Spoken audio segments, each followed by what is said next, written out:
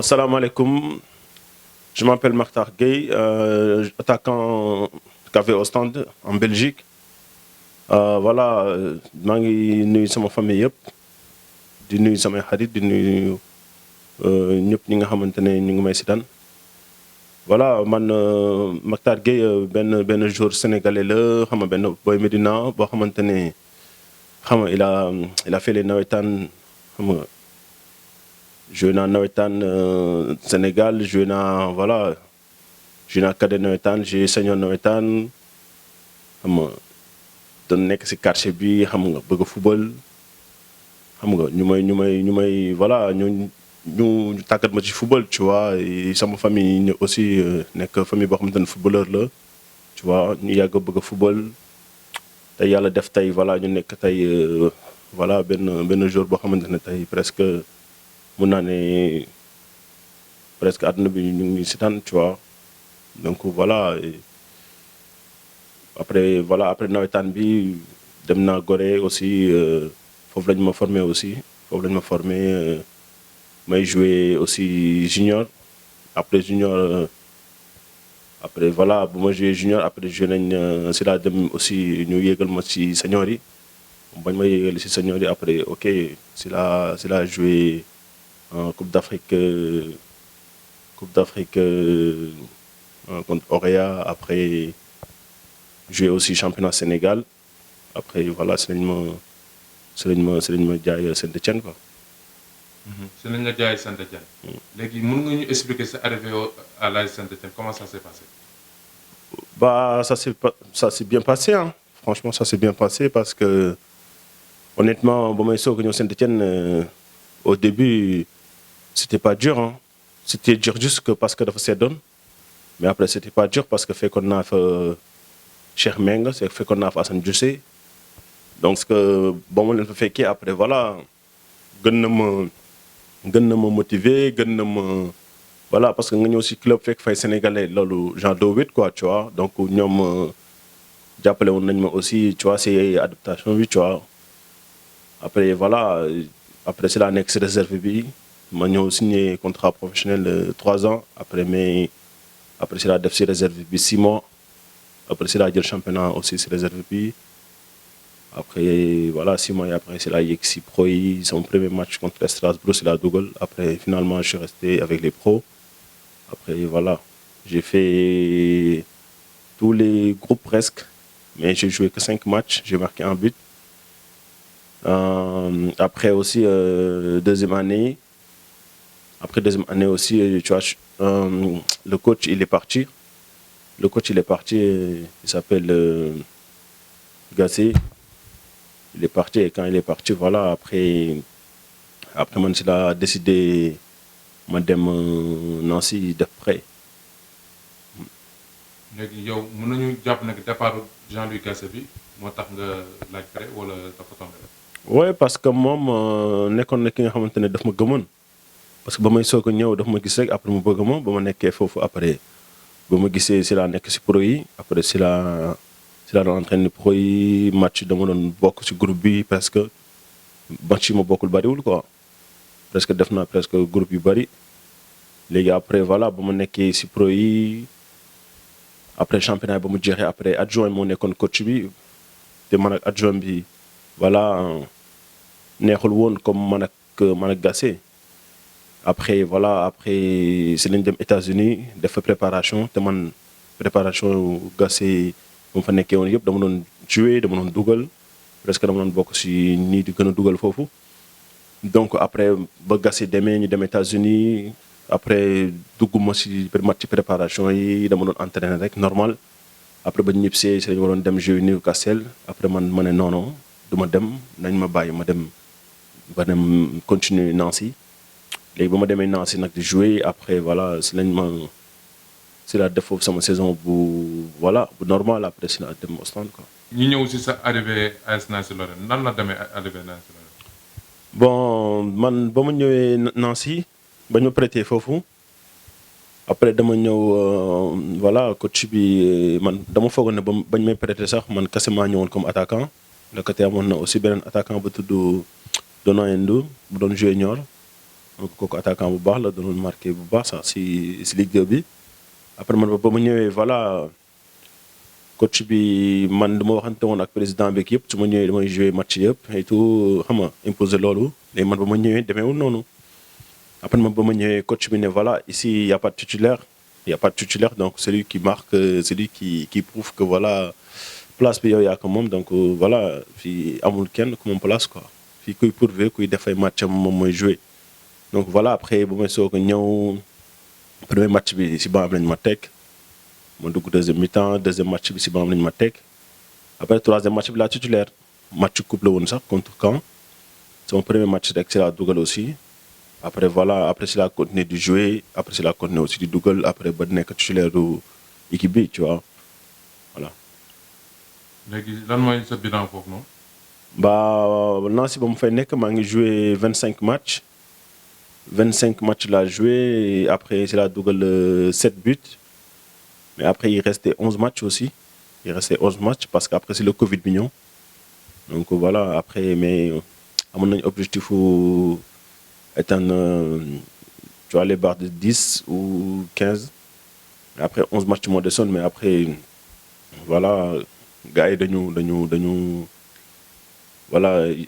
dafa amoon Covid bi donc moo taxoon championnat bi mu arrêté quoi. léegi durant ce séjour foofu sa Nancy daje woon nga champion d'Afrique bii ni ñuy wax ni Saliou Ciss mooy arrière gauche bi nga xam ne actuellement mooy sax capitaine équipe bi. lan nga ñu mën a raconter foofu ak moom ci seen kii foofu. waaye Saliou ma maa ko njëkk a Nancy quoi man maa ko njëkk a arrivé donc man ba ma ñëwee après voilà quelque temps si la egsi après man ba mu ñëwee avant xaw ma ko woon daan naa ko gis équipe nationale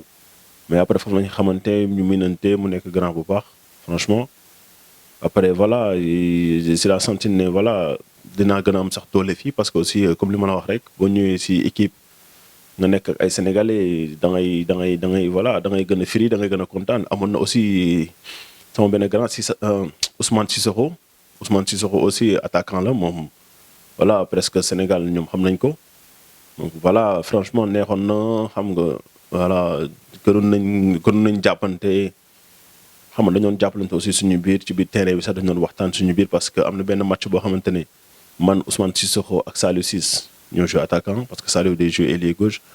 day joué ailier droite donc moom pour man voilà quoi donc ça a été bien tu vois nekkoon nañ ci ñu def nañ suñu saison bu baax wax dëgg fa neex yàlla. xam nga gérer nañ ko voilà quoi.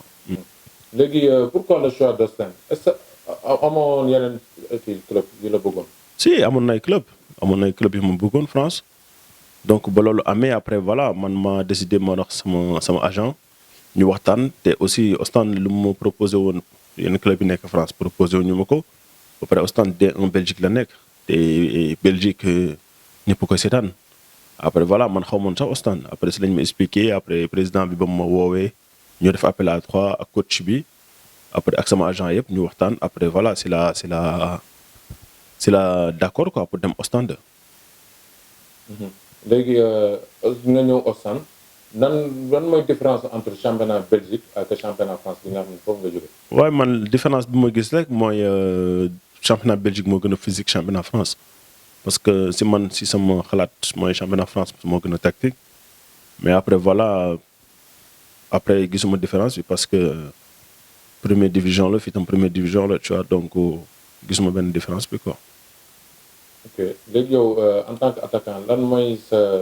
performance yi 2 ans yi nga xam ne yaa ngi koy nar a def fii nii ren bi bu saison bi jeexee. waaw man sama performance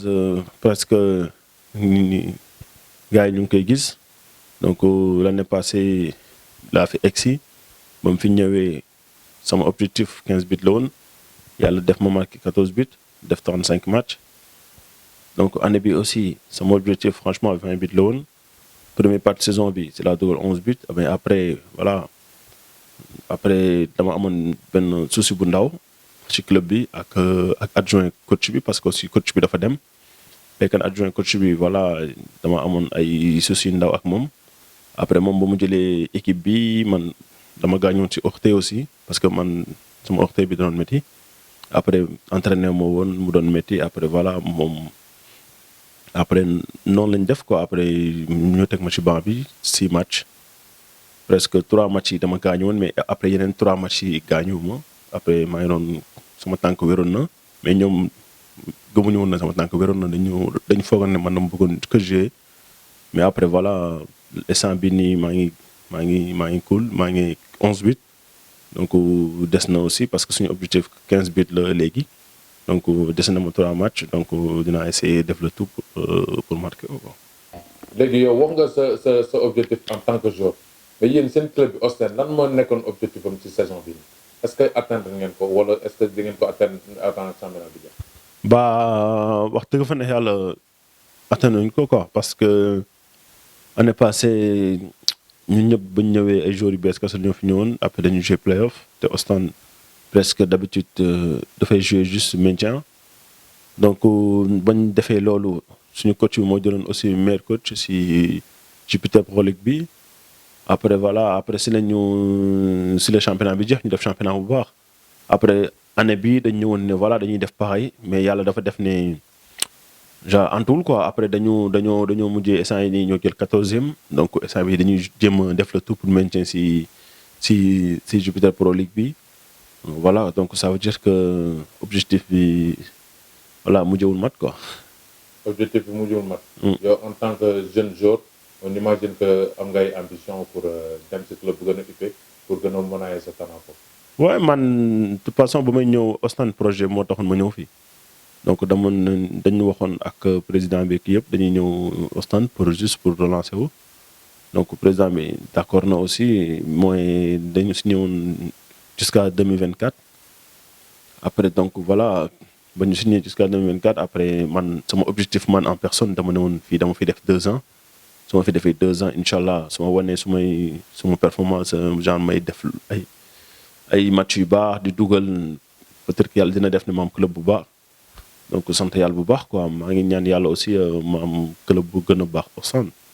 est-ce que am nga ay sollicitation. si loolu mënul ñàkk mais comme championnat bi jeexagul te voilà dama am contrat fi ba 2024 donc maa ngi toujours Ostend mais championnat bi jeexagul dese nañu 3 matchs mercato bi ñëwagul. xam nga des na ay affaires yu bari quoi donc loolu pare guñ sax pour wax ci tu vois donc voilà te aussi bu waree am aussi dina ñëw directement quoi. yow da nga bëgg demaat ci beneen championnat bu gën a uppee Belgique wala da nga bëgg a rester ici en Belgique. non man moom franchement dama bëgg génn Belgique man sama objectif mooy ma ñëwoon Belgique pour relancer wu te pour man yàlla def na ne loolu def naa ko donc dama bëgg a dem ci beneen championnat quoi. beneen championnat bu gën a uppee am nga préférence. waaye bëgg naa dem Allemagne bëgg naa aussi delluwaat France je suis équipe yu mag yi bëgg naa aussi dem Angleterre pourquoi pas. est-ce que la Turquie ça te tente Turquie. non. pourquoi Turquie tente woon gis nañ ne joueurs Sénégal yi bëri ñu ngi fa nekk surtout sa mbokk attaquant yi di fa réussir di dugal ay bi. waaye bëri na samay mbokk attaquant yi fa nekk et tout mais boo seetee ñoom ñëpp tey ñoo ma njëkk si football. ñoom ñëpp tey am nañ jaar nañ fu ñu war a jaar avant dem Turquie donc man bëgg naa tamit def ni ñoom bëgg naa dem Angleterre ba pare bëgg naa dem Allemagne bëgg naa jouer ci championnat yu gën a mag yi avant dem Turquie. Turquie baax na fii loolu ñëpp xam nañ ko ba pare alhamdulilah maa ngi leen di gis ñëpp a ngi dugal ñëpp a ngi nekk ci seen équipe alhamdulilah yàlla na nekk yàlla dolli mais man sama objectif en ce moment. pour l'instant nii xalaataguma Turquie quoi peut-être fii ak si kanam. xalaatoo Turquie xalaatoo tam Arabie Saoudite tamit. non xalaatuma Arabie Saoudite. gis nañ ne foofu gars yi ñu ngi fay dem de même bu fekkee def 1 an pour légatage ñu ngi koy def. waaw man xam nga ñun moom fu ñu jógee ñun ñëpp voilà ñun ñëpp dañoo jógee fu judduñu rek am tu vois mais man dëgg la ñun ñëpp dañuy liggéey waaw mais man li ma yàlla di seddee maa ngi sant suñu borom bu baax. donc bëgg naa am aussi carrière bu baax xam nga gagné si aussi donc voilà donc man pour man su ma teelee dem foofu noonu du baax ci man sama xalaat bu gàtt loolu laa xalaat donc dama bëgg a jouer ci équipe bi mag yi ba pare bind histoire comme ñëpp après voilà soog a dem foofu su mu ne. léegi bon gis nañ ne que yow